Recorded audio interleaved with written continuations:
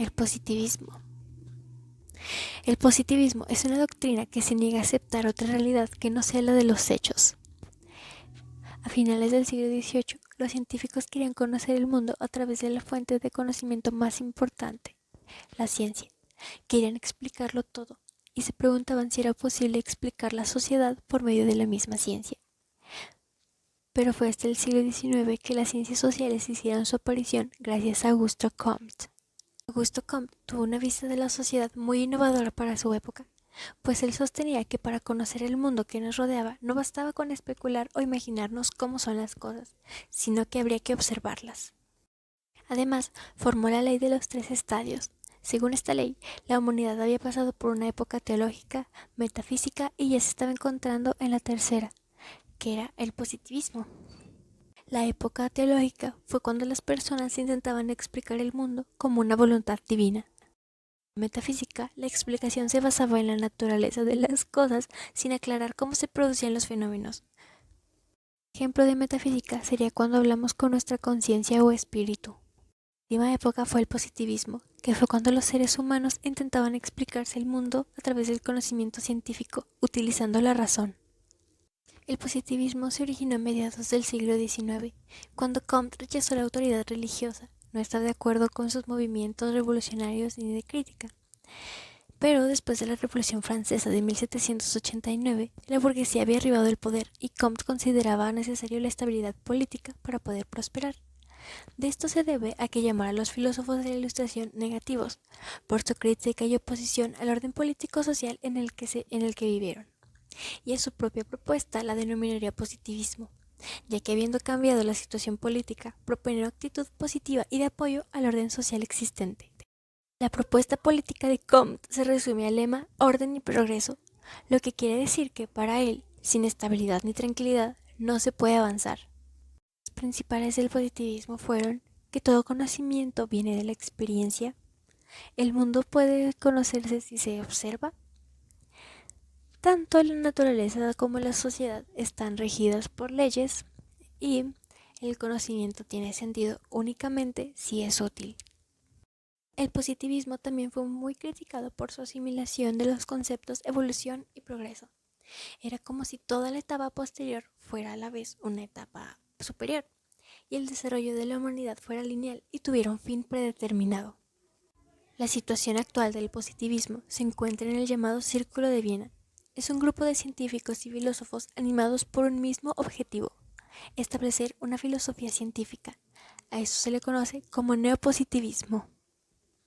No te pone cuenta regresiva, esto es muy... El marxismo. Karl Marx y Friedrich Engels fueron los principales exponentes del marxismo. Karl Marx fue el principal teórico, pero llevó una relación de colaboración con su amigo Engels, y juntos escribieron varios de los textos clásicos del marxismo. Por ejemplo, tenemos la ideología alemana en 1846 y el manifiesto del Partido Comunista en 1848.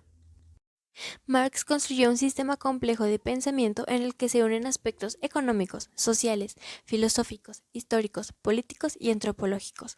Pocas corrientes teóricas podrían, como ésta lo hizo, ser calificada como síntesis de las ciencias sociales de su época. El positivismo surgió en la década de 1840, tuvo por cuna la lucha liberadora de la clase obrera y se convirtió en expresión teórica de los intereses fundamentales de dicha clase, en programa de su lucha por el socialismo.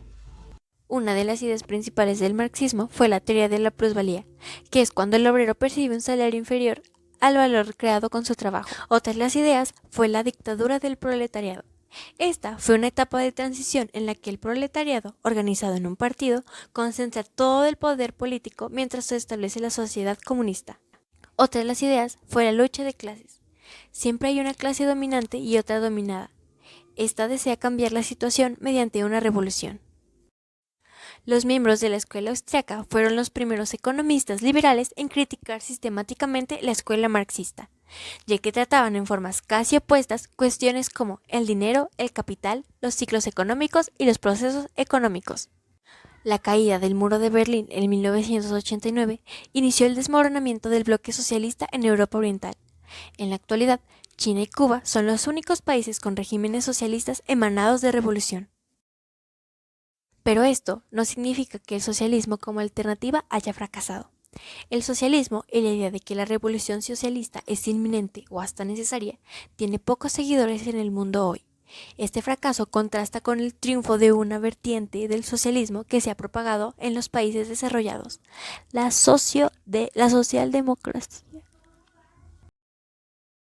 El funcionalismo.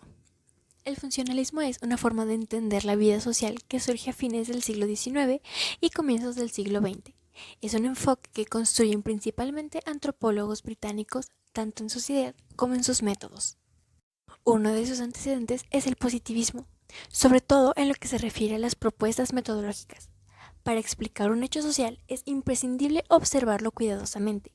También ideas surgidas en la biología y en el pensamiento social en relación con el concepto de función. Uno de sus principales exponentes fue Bronislaw Malinowski. Nació en Polonia, pero emigró a Inglaterra en 1910. Es internacionalmente reconocido como uno de los fundadores de la antropología social, y fue un maestro destacado y un investigador original y brillante. Vivió durante 2 años en las Islas Trobriand, en el Pacífico Occidental. Estas experiencias le permitieron formular ideas acerca del papel de cualquier rasgo cultural en cualquier sociedad. Radcliffe Brown, por su parte, viajó a las Islas Andamán, donde también realizó estudios sobre la organización familiar. Entre sus principales aportaciones está la idea de que una ciencia de la sociedad humana debe tratar los eventos sociales como fenómenos naturales, sujetos a leyes y condiciones que puedan descubrir y analizar. Radcliffe consideró al funcionalismo como un enfoque teórico que permite estudiar la relación que existe entre una institución, como lo es la familia, y lo que un grupo humano necesita de manera imprescindible para poder sobrevivir. A esto lo llamó condiciones de existencia necesarias. Cualquier sociedad humana requiere algún tipo de regla que organice las relaciones entre hombres y mujeres, y también necesita que se defina quién criará a los niños pequeños. En cualquier sociedad humana existe una forma de organización social a la que llamamos familia, que justamente tiene ese papel. Una de sus principales ideas fue la optimización de medios de producción por medio de la función y la razón. En 1960, el funcionalismo fue criticado por resaltar una corriente estática sin concepto de cambio a lo largo de la historia, ya que consideraba cualquier alteración de la norma como una circunstancia nociva para el orden. Actualmente aplicamos algunas teorías funcionalistas. Un ejemplo sería en la comunicación política, que estudia las relaciones que tienen los medios con el ámbito político y el efecto que genera en los ciudadanos, haciendo posible la interacción entre ciudadanos y políticos, ciudadanos e instituciones, y ciudadanos y organizaciones políticas. El estructuralismo. Sus orígenes hay que rastrearlos en el ámbito de las humanidades y las ciencias de la conducta, como lo son la lingüística, la filosofía y el psicoanálisis. De la lingüística de Roman Jacobson y, sobre todo, de Ferdinand de Saussure. El estructuralismo retoma la idea de que es posible diferenciar entre la parole, como habla la gente común, y le langue, la sintaxis y la estructura lógica de una lengua o idioma. Claude Lévi-Strauss, un antropólogo francés de origen belga, es el más destacado representante del estructuralismo del siglo XX. Su primer trabajo de envergadura fueron las estructuras elementales del parentesco, en la que estudió cómo se gestionaban las uniones entre hombres y mujeres de tribus amazónicas. Esto le permitió descubrir que tanto las relaciones sexuales y la reciprocidad en cuanto al otorgamiento de bienes, como los mitos prevalecientes en esos grupos humanos, estaban determinados por estructuras inconscientes de la mente humana. John Piaget, mejor conocido como un psicólogo genético, especializado en psicología infantil. En su libro Estudios sociológicos, a través del análisis de la obra de algunos autores de sociología y antropología, Piaget explica el significado que para él tiene el término estructura y cómo puede ser de extrema utilidad para la explicación de los procesos sociales.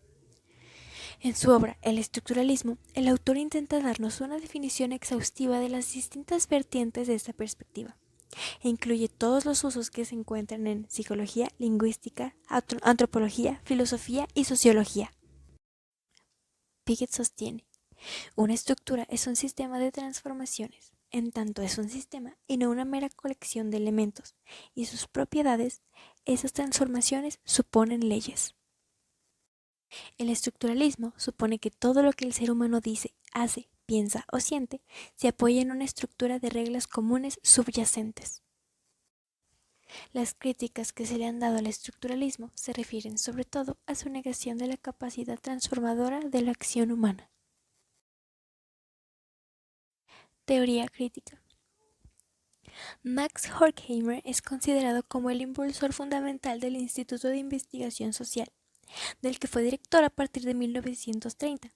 Dedicó su vida a estudiar las características de la cultura burguesa. Sus libros más conocidos son Dialecto del Humanismo, escrito en colaboración con Adorno, y Crítica de la Razón Instrumental. Tiene también una gran cantidad de ensayos de diversos temas, entre los que destacan los relacionados con los problemas de la autoridad y la familia.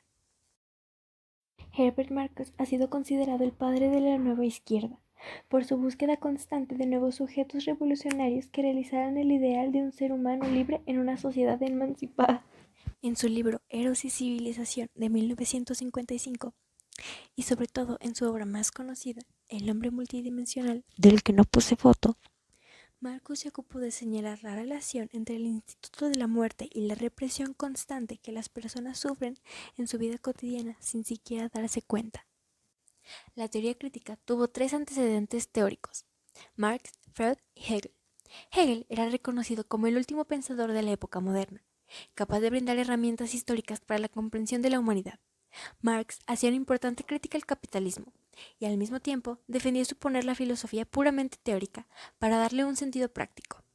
Freud, al hablar de un sujeto del inconsciente, aportó críticas importantes al predominio de la razón moderna. La teoría crítica tiene como objetivo a los propios seres humanos, entendidos como productores de su forma de vida histórica.